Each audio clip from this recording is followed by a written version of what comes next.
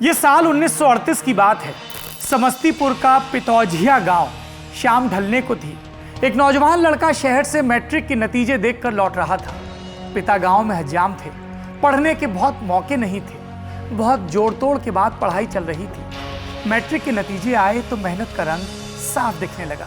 लड़का भागता हुआ पिता के पास पहुंचा और बोला, बाबूजी मैट्रिक में पहले दर्जे से पास हुआ हूं, फर्स्ट डिवीजन। ये वो दौर था जब देहात में मैट्रिक पास खोजे से नहीं मिलते थे और फर्स्ट डिवीजन तो बहुत दूर का सपना होता था। जिले में उंगलियों पर गिने जाने लायक स्टूडेंट्स, बड़ी उपलब्धि थी, लड़के के लिए भी पिता के लिए भी। लड़के को लेकर पिता गांव के जमींदार के पास पहुंचे खुशखबरी देने के लिए। सोचा कि अगर गांव का बड़ा घर सहारा दे देगा तो लड़का आगे भी पढ़ जाएगा। लड़के ने बड़े उत्साह के साथ जमींदार को बताया, मैट्रिक का इम्तिहान पहले दर्जे से पास हुआ हूं। खाट पर लेटे जमींदार ने जवाब दिया, पहले दर्जे से पास हुए हो, अच्छी बात है, चलो अब गोड़ दबाओ। लड़के को महसूस हुआ कि जैसे किसी ने उसके दिमाग में शब्द दाग दिए हो, जैसे जानवरों को दागा जाता है, चलो गोड़ दबाओ। इस घटना के 32 साल बाद इस लड़के के गोड़ मुख्यमंत्री की कुर्सी के नीचे टिके थे। जिन्हें पैर दबाने, गोरू चराने, बेगार करने के काबिल समाज के कथित उच्च वर्ग ने समझा था, वो अब देश चला रहे थे। 3 दशक के छोटे वक्त में लड़के ने अपने सामने जमाना बदलते देख लिया था। नमस्ते, मेरा नाम सौरभ द्विवेदी है और ये ललन टॉप के पॉलिटिकल किस्सों की खास सीरीज मुख्यमंत्री है। मुख्यमंत्री में आज बात कर्पूरी ठाकुर की, वो मुख्यमंत्री जिसने पिछड़ों को सूबे की सियासत के केंद्र में खड़ा कर दिया। वो मुख्यमंत्री जिसकी ईमानदारी की वदंती की शक्ल में आज भी कही और सुनी जाती है। वो मुख्यमंत्री जिसने मंडल कमीशन से 1 दशक पहले सूबे में पिछड़ों के लिए आरक्षण की व्यवस्था की।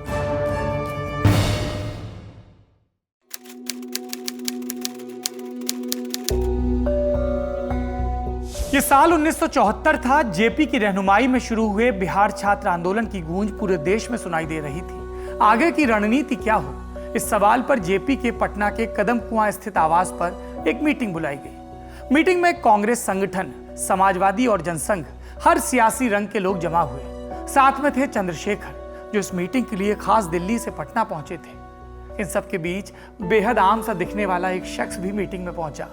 लोगों की नजर पहले उनकी शक्ल पर गई और फिर कुर्ते पर। यह व्यक्ति बिहार के पूर्व मुख्यमंत्री थे, लेकिन इनका कुर्ता फटा हुआ था। जब चंद्रशेखर की उन पर नजर गई तो उन्होंने मीटिंग में मौजूद बाकी लोगों से कहा, अपनी जेब से कुछ पैसे निकालिए। सबने अपनी जेब से 150 रुपए निकाले। इन्हें इकट्ठा करके चंद्रशेखर ने इन शख्स के आगे रखा और कहा, कर्पूरी जी जाइए और अपने लिए भी कुछ सोचिए, कुछ कुर्ते तो सिलवा ही लीजिए। इस घटना के गवाह रहे पत्रकार सुरेंद्र किशोर की माने तो कर्पूरी ठाकुर ने बड़े संकोच के बाद ये पैसे स्वीकार किए। कर्पूरी ठाकुर बेहद साधारण परिवेश से उठकर सत्ता प्रतिष्ठानों तक पहुंचे थे, इसलिए सत्ता में होते हुए भी उनकी शख्सियत में प्रभु वर्ग का पाखंड नहीं घुस पाया था। 1952 में वो पहली दफा विधायक बने। 1953 में एक भारतीय विधि निर्माताओं के प्रतिनिधि मंडल का हिस्सा बने।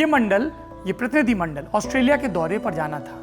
उस दौरे के बारे में कर्पूरी ठाकुर के बेटे और जेडीयू से राज्यसभा सांसद रामनाथ ठाकुर बताते हैं। क्या बताते हैं?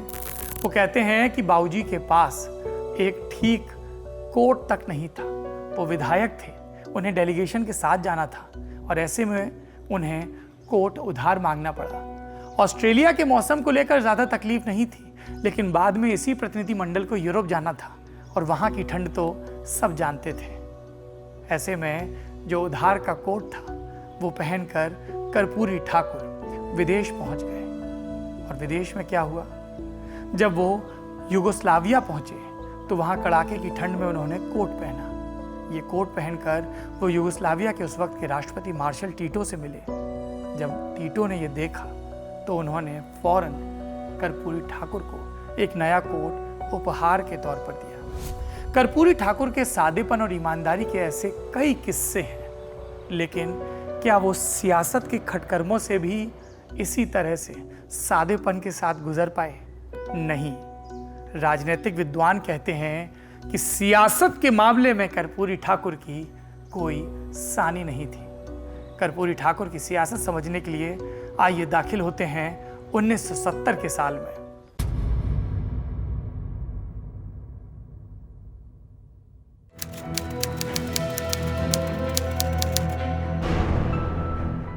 फरवरी 1970 बिहार में संयुक्त सोशलिस्ट पार्टी के विधायक दल के नेता रामानंद तिवारी केंद्रीय संसदीय बोर्ड को एक खत लिख रहे थे। ये खत सूबे में पैदा हुए ताजा सियासी संकट के हवाले से था और खत का मजमून क्या था?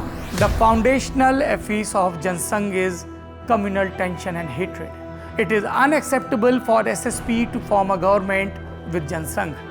We should always remember that forming a government is only a means and not the end. It looks like that we have started considering it as an end।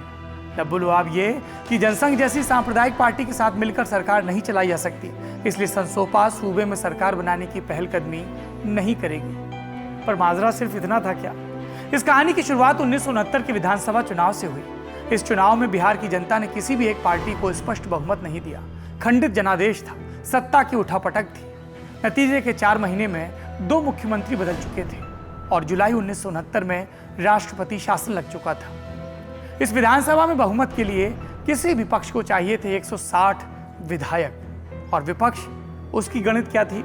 संगठन कांग्रेस के 58, संसोपा के 52, जनसंघ के 34, साथ में कुछ निर्दलीय और छोटी पार्टियों के विधायक। संगठन कांग्रेस की तरफ से सरदार हरिहर सिंह एक बार मुख्यमंत्री की कुर्सी पर बैठकर सरकार चलाने की असफल कोशिश कर चुके थे और ऐसे में गेंद अब संसोपा के पाले में थी। इस घटक दल में लेफ्ट भी शामिल थे। रामानंद तिवारी के नाम पर सहमति बन रही थी, लेकिन उनकी ही पार्टी का एक धड़ा उनके खिलाफ हो गया। ये धड़ा था कर्पूरी ठाकुर के नेतृत्व वाले पिछड़े विधायकों का। उनका तर्क था कि पिछड़ा पाए 100 में 60 का नारा देने वाली संसोपा मुख्यमंत्री के पद पर एक ब्राह्मण को कैसे बिठा सकती है। लेकिन इस तर्क को कभी सार्वजनिक रूप से कहा नहीं गया। कहा तो ये कहा गया कि जनसंघ जैसी सांप्रदायिक पार्टी के साथ मिलकर सरकार कैसे बनाई जा सकती है, पार्टी न बिखरे। इसलिए रामानंद तिवारी ने अपने कदम, अपनी महत्वाकांक्षाओं को फौरी तौर पर पीछे खींच लिया और फिर इस मौके को लपका दरोगा प्रसाद राय ने। दरोगा प्रसाद राय दूसरी कांग्रेस, इंदिरा वाली कांग्रेस के नेता थे। उनके 60 विधायक थे। उन्होंने दूसरे विपक्षी विधायकों को साथ लिया और लगभग 1 बरस तक सरकार चलाई। उनके साथ प्रसोपा थी, झारखंड पार्टी थी और सीपीआई थी। लेकिन 1970 के दिसंबर में दरोगा प्रसाद राय की अल्पमत की सरकार गिर गई। जब सरकार गिरी तो नए सिरे से कवायद शुरू हुई और वैसे सरकार का गिरना दुखान से ज्यादा प्रहसन जैसा था। एक बस कंडक्टर के चक्कर में सरकार 10 महीने में गिर गई थी। पूरी कहानी दरोगा प्रसाद राय वाले एपिसोड में सुनिएगा। फिलहाल तो बात यह है कि संसोपा के सामने दूसरी दफा सरकार बनाने का मौका आया। दिसंबर 1970 में जैसे ही दरोगा प्रसाद की सरकार गिरी, संसोपा विधायक दल के नेता रामानंद तिवारी उनकी जगह कर्पूरी ठाकुर विधायक दल के नेता बन गए और तब कर्पूरी ठाकुर ने उसी कांग्रेस ओ, दूसरे छोटे घटक दल और जनसंघ के साथ मिलकर सरकार बनाने का दावा पेश कर दिया। जी वही कर्पूरी ठाकुर जो 8 महीने पहले जनसंघ के साथ की बात पर सैद्धांतिक विरोध कर रहे थे, अब जनसंघ के समर्थन से खुश थे। 22 दिसंबर 1970 को पहली दफा कर्पूरी ठाकुर ने मुख्यमंत्री के पद की शपथ ली। इस घटनाक्रम को याद करते हुए रामानंद तिवारी के बेटे शिवानंद तिवारी ने एक बात कही। उनका कहना था कि जब यह तय हो गया कि संसोपा सरकार नहीं बनाएगी, तब बाबूजी कुछ दिनों के लिए बाहर चले गए। मुझे याद तो नहीं कि कहाँ गए, लेकिन बिहार से बाहर थे और इसी बीच जनसंघ के साथ मिलकर सरकार बनाने का खेल हो गया। कर्पूरी ठाकुर की सरकार बनी और इस मंत्रिमंडल में कुछ दिनों बाद रामानंद तिवारी भी शामिल हुए। उन्हें पुलिस महकमे का मंत्री बनाया गया। ये सरकार लगभग 6 महीने रही और इस दौरान एक समय ऐसा भी आया जब सरकार को समर्थन दे रहे सभी घटक दलों को संतुष्ट करने के लिए कर्पूरी जी को 7 हफ्ते के भीतर 5 दफा मंत्रिमंडल का विस्तार करना पड़ा। उनके मंत्रियों की संख्या बढ़ते बढ़ते 41 तक पहुंच गई। अजब फॉर्मूले चलते थे सरकार बचाने के। 3 निर्दलीय विधायक हैं, एक को मंत्री बना सकते हैं, कैसे तय करें? तो पर्ची डाली गई, जिसके नाम की पर्ची निकली, कर्पूरी जी ने उसको शपथ दिलवा दी। ये पर्ची एक महंत के नाम की निकली थी। वो किस्सा फिर कभी। फिलहाल तो बात यह है कि 41 मंत्रियों के बाद भी सरकार के विवाद थम नहीं रहे थे। इन सब के बीच मई 1971 में विपक्षी दल यानी कि कांग्रेस आर ने अविश्वास प्रस्ताव का नोटिस दे दिया और तब कर्पूरी ठाकुर ने अविश्वास प्रस्ताव पेश होने से पहले ही इस्तीफा दे दिया और राज्य में गैर कांग्रेसी सरकार चलाने की एक और कोशिश नाकामयाब हुई। कर्पूरी ठाकुर के इस पहले कार्यकाल की क्या उल्लेखनीय घटना थी?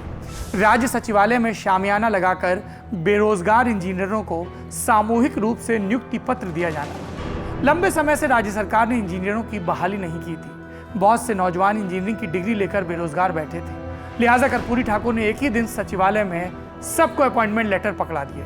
ये उस समय का अभिनव प्रयोग था।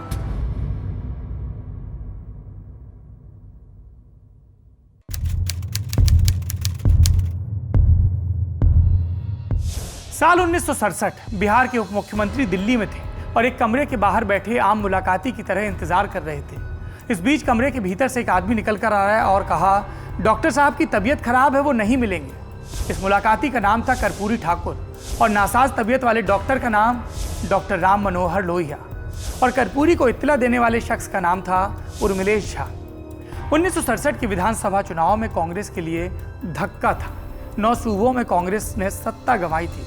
संवित सरकारों का लोहिया की प्रेरणा से दौर शुरू हुआ और इस पूरी कवायद के केंद्र में जो लोहिया थे, उन्होंने सब सरकारों को 2 सुझाव दिए थे। पहला, अंग्रेजी के विरोध में सुझाव कि मैट्रिक की परीक्षाओं में अंग्रेजी की अनिवार्यता खत्म करी जाए ताकि गांव के लड़के भी पढ़ाई पूरी कर सकें। और दूसरा, जो अलापकर जोत है 6 एकड़ से कम है, ऐसे किसानों से लगान न लिया जाए। लेकिन ऐसा हुआ नहीं। लोहिया इसी बात से नाराज रहे और तभी कर्पूरी उनसे मिलने पहुंचे। उर्मिलेश झा उस समय राम मनोहर लोहिया के निजी सहायक हुआ करते थे। जब उन्होंने लोहिया को बताया कि कर्पूरी जी मिलने आए हैं तो लोहिया ने साफ इनकार कर दिया। उर्मिलेश बिहार के रहने वाले थे। उन्होंने डॉक्टर लोहिया को मनाने की बहुत कोशिश की और आधे घंटे बाद वो कर्पूरी जी के पास लौटे और कहा, डॉक्टर साहब बीमार हैं। लेकिन कर्पूरी ठाकुर समझ गए कि उनके राजनीतिक बॉस का संदेश क्या है। बिना मिले पटना लौटे और काम पर जुट गए। कर्पूरी ठाकुर उप मुख्यमंत्री होने के साथ साथ शिक्षा का महकमा भी संभाल रहे थे। उन्होंने सबसे पहले मैट्रिक से अंग्रेजी की अनिवार्यता खत्म की। अब अंग्रेजी का इम्तिहान होता था लेकिन उसके नंबर जोड़े नहीं जाते थे, ना इसके आधार पर पास फेल होता था। इसके अलावा उन्होंने मिशनरी स्कूलों में भी हिंदी की पढ़ाई को अनिवार्य कर दिया। अंग्रेजी में शिक्षा तब तक एलीट वर्ग के कब्जे में थी। गांव देहात के छात्रों का बड़ा तबका संसाधनों की कमी के चलते फेल होता था। अब इन छात्रों के लिए शिक्षा के अवसर खुल गए। उस समय जो छात्र मैट्रिक पास कर गए उनके लिए एक जुमला चलने लगा, कर्पूरी डिवीजन का। दूसरा काम लोहिया का बताया, अलाप कर जोत पर कर माफी। उसके लिए कैबिनेट की सहमति जरूरी थी। लोहिया के कहे को कौन टालता? सबने लोहिया का कहा माना और ये सहमति आसानी से मिल गई और लोहिया के दोनों वचन कर्पूरी ने पूरे कर दिए।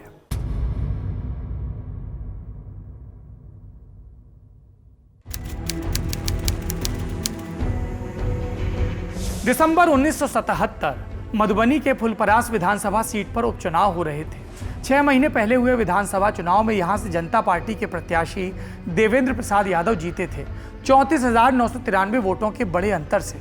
लेकिन उन्होंने इस सीट से इस्तीफा दे दिया ताकि सूबे के मुख्यमंत्री कर्पूरी ठाकुर के लिए सीट खाली की जा सके। इस हाई वोल्टेज चुनाव में कर्पूरी ठाकुर की गाड़ी अचानक से हिचकोले खाने लगी क्योंकि उनके सामने कांग्रेस के सिंबल पर उतर गए थे राम जयपाल यादव, पूर्व उप मुख्यमंत्री।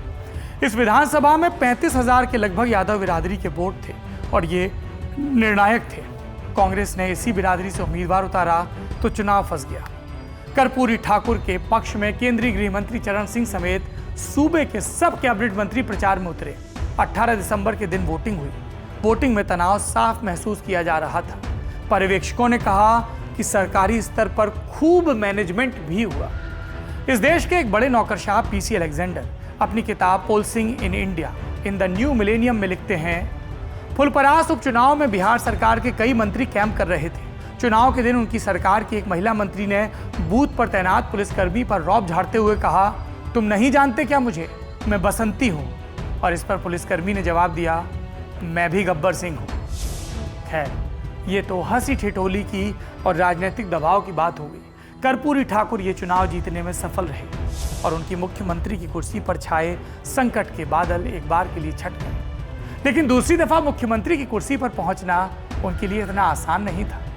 1977 के लोकसभा चुनाव में पहली बार कांग्रेस हारी, बुरी तरह हारी।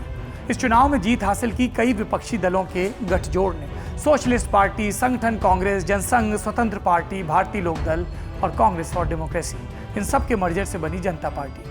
मोरारजी देसाई प्रधानमंत्री बने और मोरारजी ने सत्ता संभालते ही इस आधार पर 9 राज्यों की कांग्रेस सरकारों को बर्खास्त कर दिया कि लोकसभा चुनाव के जनादेश से यह स्पष्ट हो गया है कि जनता इन कांग्रेसी राज्य सरकारों से असंतुष्ट है। जून 1977 में इन राज्यों में विधानसभा के चुनाव कराए गए और सभी में जनता पार्टी को बड़ी जीत मिली। बिहार में 1974 में परसीमन के बाद यह पहला विधानसभा चुनाव था।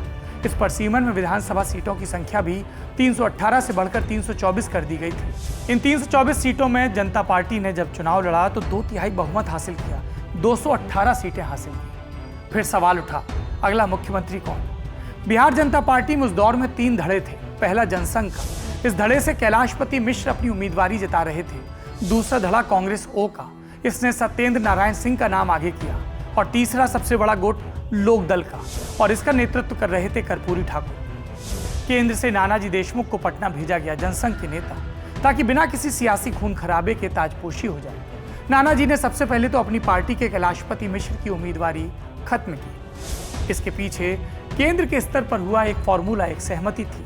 ये फॉर्मूला हुआ था कि राजस्थान, मध्य प्रदेश और हिमाचल में जो जनसंघ के नेता हैं वो चुनाव जीतने पर मुख्यमंत्री बनेंगे और बिहार, यूपी और हरियाणा में लोकदल के घटक के मुख्यमंत्री। लिहाजा कैलाशपति मिश्र पीछे हो गए। अब मुकाबला था सत्येंद्र नारायण सिंह और कर्पूरी ठाकुर के बीच। सत्येंद्र नारायण सिंह राजपूतों के बड़े नेता थे, कांग्रेस धड़े का, संगठन का उनके पास समर्थन था। ऐसे में नानाजी देशमुख ने दोनों के बीच समझौते की कोशिश की, पर सब नाकामयाब रहा। आखिरी में तय हुआ कि वोटिंग के बजाय एक एक विधायक से मिलकर रायशुमारी की जाए। एक और चीज थी इन सबके बीच जो कर्पूरी के पक्ष में काम कर रही थी, जेपी का आशीर्वाद। नतीजा उनके पक्ष में गया और कर्पूरी ठाकुर दूसरी दफा, आखिरी दफा बिहार के मुख्यमंत्री बनने में कामयाब रहे।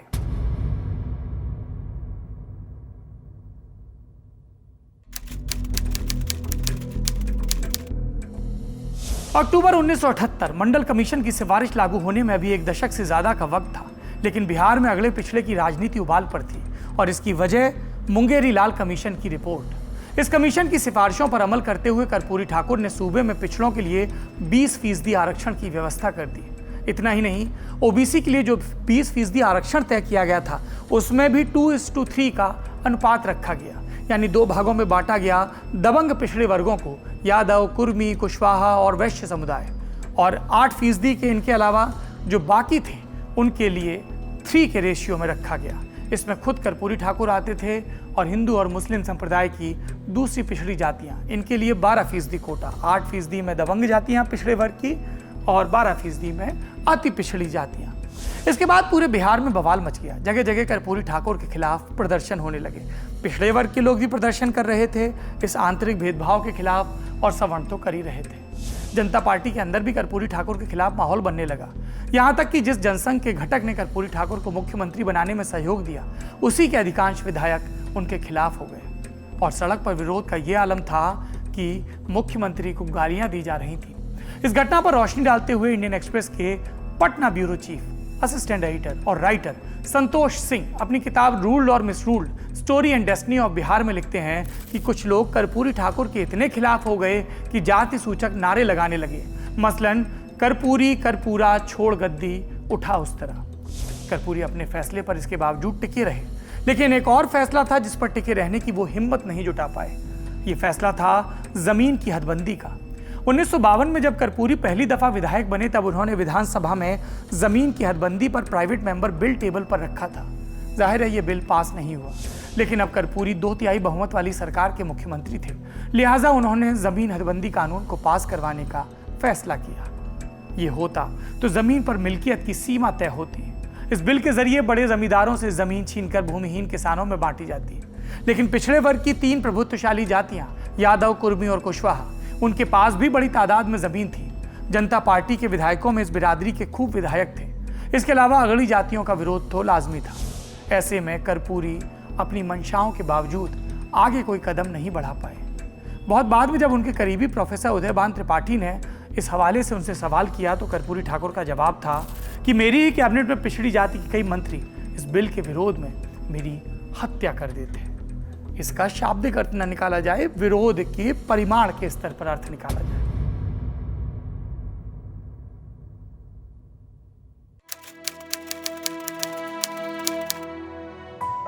11 अप्रैल 1979 का दिन जमशेदपुर के बाहरी इलाके में दो बसाहट हुआ करती थी। पहला सबीर नगर, दूसरा दिमना बस्ती। सबीर नगर मुस्लिम बाहुल इलाका, दिमना बस्ती में आदिवासी। कुछ हिंदूवादी संगठनों ने दिमना बस्ती से रामनवमी के दिन झांकी निकालनी शुरू की, जो कि सबीर नगर से गुजरती थी। 1978 की रामनवमी में इस मौके पर हल्की झड़प हुई। एक साल बाद दोनों पक्ष पूरी तैयारी के साथ मैदान में थे। झांकी निकली और दंगे हो गए। जमशेदपुर में ये दंगे 3 दिन तक चले और कुल 108 लोगों की जान गई। जमशेदपुर के दंगे कर्पूर ठाकुर के सियासी ताबूत की जैसे आखिरी कील साबित हुए हों। अप्रैल 1979 के पहले सप्ताह में बिहार जनता पार्टी का झगड़ा भी बढ़ चुका था। इतना कि कैबिनेट के कई मंत्री सरकार से इस्तीफा दे चुके थे। जनता पार्टी के विधायक दल के अधिकांश विधायक कर्पूरी ठाकुर के अब खिलाफ थे और इन सब परिस्थितियों को मद्देनजर रखते हुए जनता पार्टी के राष्ट्रीय अध्यक्ष चंद्रशेखर ने बिहार के विधायकों की राय जानने के लिए पार्टी के नेता समर गुहा को पटना भेजा। 19 अप्रैल 1979 को समर गुहा ने विधायक दल की बैठक बुलाई और इसमें उभर कर सामने आया कि कर्पूरी ठाकुर के खिलाफ ज्यादातर विधायक हैं और उनके समर्थक 30 से ज्यादा नहीं। स्पष्ट था, नेता भरोसा खो चुका था अपने विधायकों का। इसलिए कर्पूरी ठाकुर ने केंद्रीय नेतृत्व के निर्देश पर उसी दिन शाम को राजभवन जाकर इस्तीफा दे दिया। फिर रामसुंदर दास की सरकार बनी। 1980 में इंदिरा गांधी सत्ता में आई, पहले दिल्ली में और फिर पटना में। और इसके बाद कर्पूरी ठाकुर का विपक्ष के नेता के तौर पर करियर शुरू हो गया। वो विधानसभा चुनाव में बतौर जनता दल सेकुलर उम्मीदवार चुनाव में उतरे। एक बार फिर से अपने पुराने क्षेत्र ताजपुर से जीते और विपक्ष की राजनीति करने लगे। इंका के डॉक्टर जगन्नाथ मिश्र मुख्यमंत्री थे और 46 विधायकों वाली जनता एस के कर्पूरी ठाकुर नेता प्रतिपक्ष थे।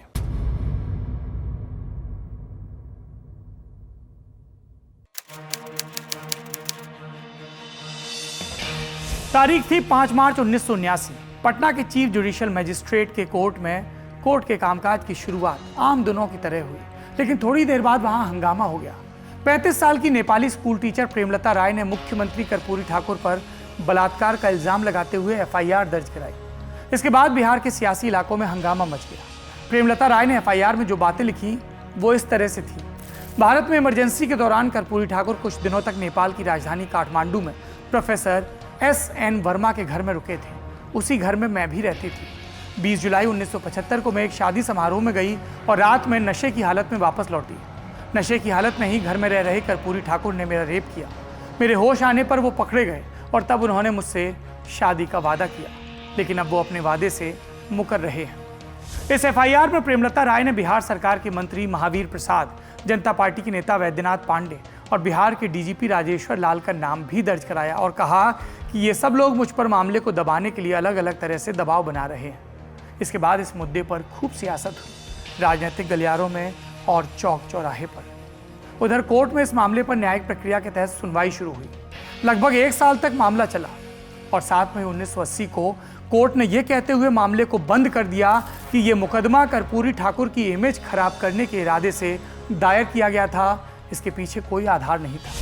हालांकि इससे पहले मार्च 1980 में प्रेमलता राय ने कोर्ट में अपना बयान भी बदल दिया था और कहा था कि कर्पूरी ठाकुर ने मेरा रेप नहीं किया था, मैं नशे की हालत में थी और मुझे कुछ भी याद नहीं। तो मुकदमा खारिज हो गया, लेकिन तब तक नुकसान हो चुका था। 1980 के विधानसभा चुनाव के बाद कर्पूरी का जादू घटने लगा था। 1984 का लोकसभा चुनाव आया। इस चुनाव में कर्पूरी ठाकुर अपनी सियासी करियर की पहली हार का सामना करते हैं। इंदिरा की हत्या के बाद हो रहे सहानुभूति के चुनाव में कर्पूरी ठाकुर लोकदल के टिकट से समस्तीपुर से मैदान में उतरे। उनके सामने थे इंदिरा कांग्रेस के रामदेव राय। रामदेव ने 1 लाख से भी ज्यादा के मार्जिन से कर्पूरी को हराया। कर्पूरी को लगा कि सांसदी तो नहीं मिली, अब विधायकी बचा ली जाए। लोकसभा के कुछ महीने बाद विधानसभा के चुनाव होने थे। कर्पूरी 1952 से 1980 तक लगातार ताजपुर विधानसभा से जीते थे, लेकिन इस सीट पर यादव वोटर निर्णायक थे और 1984 में यादव वोटरों के नेता रामदेव राय के खिलाफ वो हार चुके थे। ऐसे में कर्पूरी ने अपनी सीट बदलने का फैसला किया। अब वो सीतामढ़ी जिले के सोनबरसा इलाके में चले गए और यहां से 1985 का चुनाव जीत भी गए। उनकी पार्टी लोकदल को 1985 में फिर से विपक्षी दल का ही तमगा मिला, कुल 42 सीटें मिली। ऐसे में वो फिर से नेता प्रतिपक्ष हो गए। लेकिन अभी कर्पूरी को और भी बुरे सियासी दिन देखने थे। लोकदल विधायकों में अति पिछड़े वर्ग के विधायकों की संख्या कम थी और आधे से ज्यादा विधायक संपन्न पिछड़े वर्ग के थे और इसमें भी यादव विधायकों की संख्या सबसे ज्यादा। तब अनूप लाल यादव, लालू प्रसाद, नीतीश कुमार, जगदानंद सिंह, रघुवंश प्रसाद सिंह, ये सब लोकदल के विधायक हुआ करते थे। इसमें से यादव विधायकों का नेतृत्व कर्पूरी ठाकुर के लगातार खिलाफ हो रहा था। उन्हें लगता था कि संख्या में हम ज्यादा हैं तो कर्पूरी ठाकुर अब तक नेता क्यों बने हुए।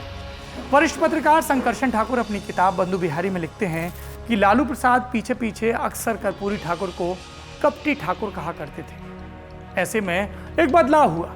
12 अगस्त 1987 को विधानसभा के अध्यक्ष शिवचंद्र झा ने कर्पूरी ठाकुर से विधानसभा में नेता प्रतिपक्ष का दर्जा छीन लिया और उनकी जगह अनूप लाल यादव को विपक्ष का नेता घोषित कर दिया। इस मामले को याद करते हुए वरिष्ठ पत्रकार सुरेंद्र किशोर ने बताया कि विधानसभा अध्यक्ष शिवचंद्र झा ने लोकदल के कुछ विधायकों से यह लिखवा लिया कि वो कर्पूरी ठाकुर को अपना नेता नहीं मानते। शायद शिवचंद्र झा की कर्पूरी ठाकुर से कोई निजी खुन्नस रही हो। इस मामले पर कर्पूरी ठाकुर ने राजभवन में विधायकों की परेड करवाई, हाईकोर्ट में याचिका दायर की, लेकिन विधानसभा अध्यक्ष तो आखिर अध्यक्ष ठहरे। एक दावा यह भी कि इस मुद्दे पर शिवचंद्र झा कहा करते थे कि मुझे तो 32 के आगे की गिनती ही नहीं पता। 324 सदस्यों वाली विधानसभा में मुख्य विपक्षी दल का दर्जा हासिल करने के लिए कुल सदस्य संख्या का कम से कम 10% होना, यानी 33 विधायकों का होना अनिवार्य था। कर्पूरी ठाकुर इसके बाद भी नेता प्रतिपक्ष की हैसियत फिर से हासिल करने में लगे रहे, लेकिन वक्त ने उनके लिए कुछ और तय कर रखा था। 17 फरवरी 1988 को कर्पूरी ठाकुर का दिल का दौरा पड़ने से निधन हो गया और उनकी सियासत, उनकी कहानी यहीं पर खत्म हो गई। देह बीत गई, लेकिन उनके सियासी फॉर्मूले और उनकी सियासत के वारिस अभी भी सक्रिय हैं। यह है मुख्यमंत्री लल्लन टॉप के पॉलिटिकल किस्सों की सीरीज। अगले एपिसोड में एक नए किरदार की कहानी, बिहार के कुछ और सियासी बदलावों की कहानी।